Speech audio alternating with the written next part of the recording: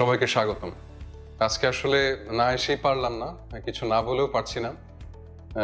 Mister Rubel ৪৫ বছর বয়স, গত দুদিন ধরে আমার চেম্বারে আসছেন। ওনার যে সমস্যাটি আপনাদেরকে একটু দেখাই, ব্যান্ডেজ করা যদিও।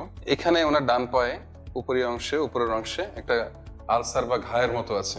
তো ঘাটা শুকাচ্ছে না, উনি রেগুলার ওষুধ খাচ্ছেন, অ্যান্টিবায়োটিক খাচ্ছেন, ড্রেসিং করছেন, কিন্তু এটা শুকানোর কোনো নামগন্ধই নেই। তো এর আগে আমাদেরকে একটু ইতিহাসটা জানা দরকার। ওনার প্রায় 4 থেকে 5 মাস আগে একটি মাজায় ব্যথার হিস্ট্রি ছিল।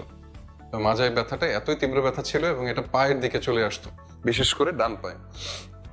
তো ডান পায়ে আসার ফলে উনি আমাদের যে অভ্যাসটা আছে, হ্যাঁ, আমরা প্রথমেই ফার্মেসি ম্যানের কাছে যে ওষুধ দিতে বলি।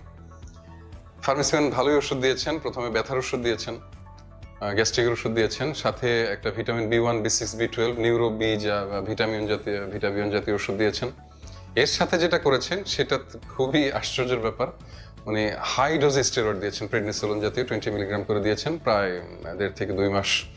যেহেতু রুবেল আরাম পাচ্ছিল, সেই ওষুধটা 1.5 মাস না, আরো কয়েকদিন কন্টিনিউ করেছে। তা করার ফলে যেটা হয়েছে, ওনার ব্যথা কিন্তু একেবারেই চলে গেছে। ব্যথা নাই, মাজার ব্যথা চলে গেছে, পায়ের ব্যথা চলে গেছে, সে খুব আরাম বোধ করছে। বা মানে চমৎকার ওষুধ দিয়েছে আমাকে, আমার কোনো ব্যথা নেই, আমি আগের মতো কাজকর্ম করতে পারছি। কিন্তু যেটা হয়েছে, ওনার ডায়াবেটিসটা কিন্তু মানে আকাশ পাতাল যাকে বলে, কোনো আনকন্ট্রোল অবস্থায় চলে গেছে। কোনো প্রকার ইনসুলিনে কমতেছে না, লোয়েস্ট লেভেলই মনে হয় 25-এর নিচে নামানোই যায় না। আমি আজকেও 21 পেলাম। তো রুবেলের 1.5 মাস আগে ডান পায়ের উপরের অংশে একটি ফুসকুড়ির ঘামাচির মতো ওঠে, সেটা আস্তে আস্তে একটু বড় হয়ে ফোড়ার মতো হয় এবং এটা একা একা বাস্ট হয়ে পরে একটা ঘায়ের মতো হয় এবং ঘাটা দিনে দিনে দিনে দিনে বাড়তেছে।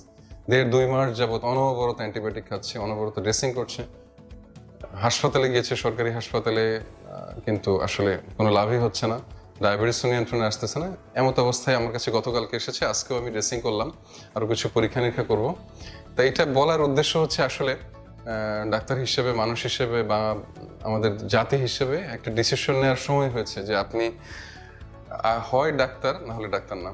হয় আপনি আপনার বিএমডিসি রেজিস্ট্রেশন আছে অথবা আপনার নাই। যদি আপনার না থাকে, আপনি কিন্তু প্রেসক্রাইব করতে পারেন না, আপনি ইনভেস্টিগেশন দিতে পারবেন না, আপনি কোনো অপারেশন করতে পারবেন না।